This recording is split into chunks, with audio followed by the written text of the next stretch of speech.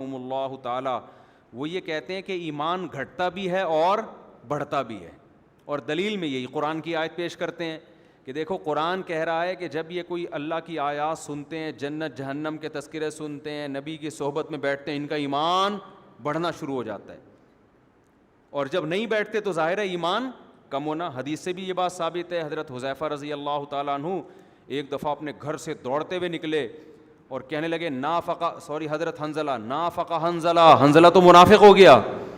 لوگوں نے پوچھا کیا ہوا بھائی، کیوں منافق ہو گئے؟ انہوں نے کہا ہم نبی کی محفل میں ہوتے ہیں تو ہمارا ایمان ایسے ترقی کر رہا ہوتا ہے، ایسے جذبات، ایسی کیفیات، اور جب اپنے بیوی بچوں میں ہوتے ہیں تو وہ ہماری کیفیات نہیں ہوتی، تو یہ تو منافقت ہے، ادھر کچھ ادھر کچھ۔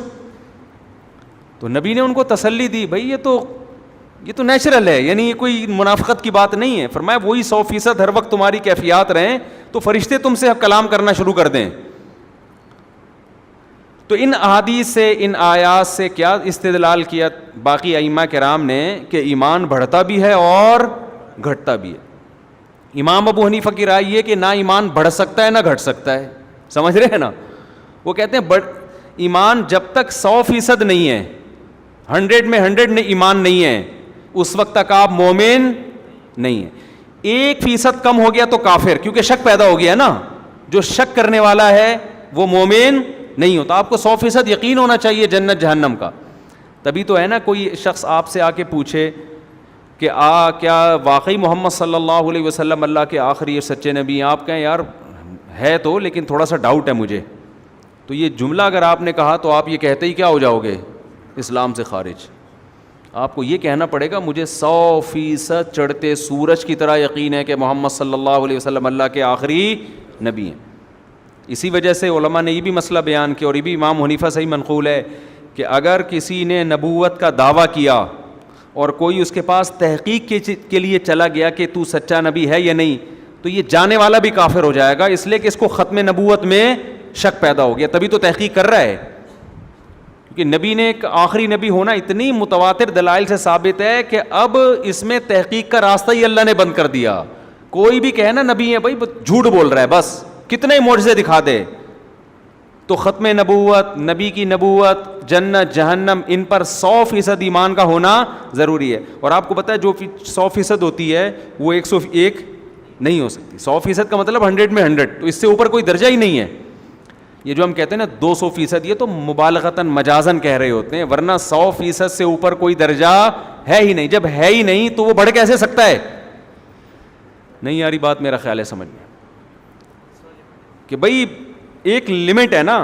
اس لیے ان کی نظر میں صحابہ کا ایمان، تابعین کا ایمان، نبی کا ایمان، عام امتی کا ایمان کوانٹٹی کے لحاظ سے ایک ہی ہے اس کا۔ یہ سب 100% اللہ پہ یقین رکھتے ہیں، 100%۔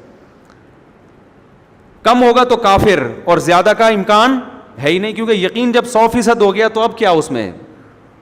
بھائی مجھے آپ کے بارے میں یقین ہے 100% کہ آپ میرے سامنے بیٹھے ہیں، اب اس میں کوئی اضافہ ہو سکتا ہے کیا؟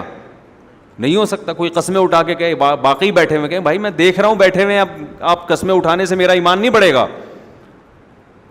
تو وہ کہتے ہیں جو قرآن میں آتا ہے نا زادتہم ایمانا، ایمان والے جب ہماری آیتیں سنتے ہیں تو ان کا ایمان بڑھتا ہے۔ یہاں ایمان کوانٹٹی کے حساب سے بھی نہیں بلکہ کوالٹی کے حساب سے، کیفیات بڑھتی ہیں۔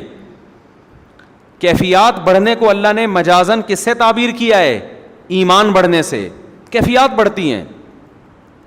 وہ کیفیات یہی ہیں کہ آپ کو جب کوئی خبر ملتی ہے وہ کیفیات نہیں بنتی، لیکن جب اس خبر کو اپنی آنکھوں سے دیکھتے ہو تو آپ کی کیفیات چینج ہو جائے۔ آپ کو پتہ چلا کہ فلاں جگہ پہ ڈاکو نے ایک بندے کو قتل کیا ہے اور وہ جس کو مارا ہے وہ ایسے تڑپ رہا ہے، پورا منظر کھینچ دے، وہ خوف نہیں پیدا ہوگا، حالانکہ 100% یقین ہے کہ صحیح کہہ رہا ہے۔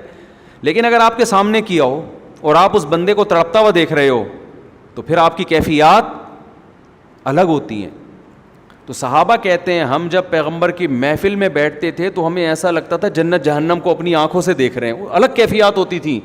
گھر گئے، بیوی بچوں میں مشغول ہو گئے تو وہ کیفیات کیا ہو جاتی تھیں؟ چینج۔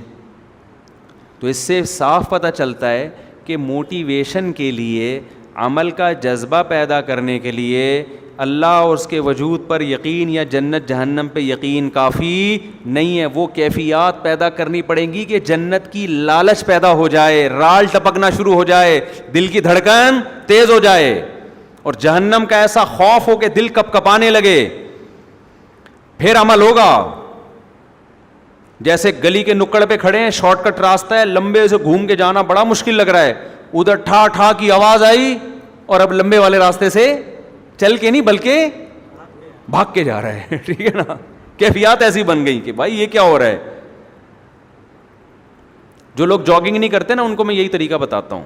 وہ کہتے ہیں یار ہم سے صبح بھاگا نہیں جاتا ہے, چلا نہیں جاتا. میں کہتا ہوں کتا پیچھے چھوڑ لو 2-3 دن کے لیے, 2-3 دن کے لیے کیا چھوڑ لو, کتے سے آگے بھاگو, کتا پن دکھاؤ کتے کے آگے تھوڑے سا نا.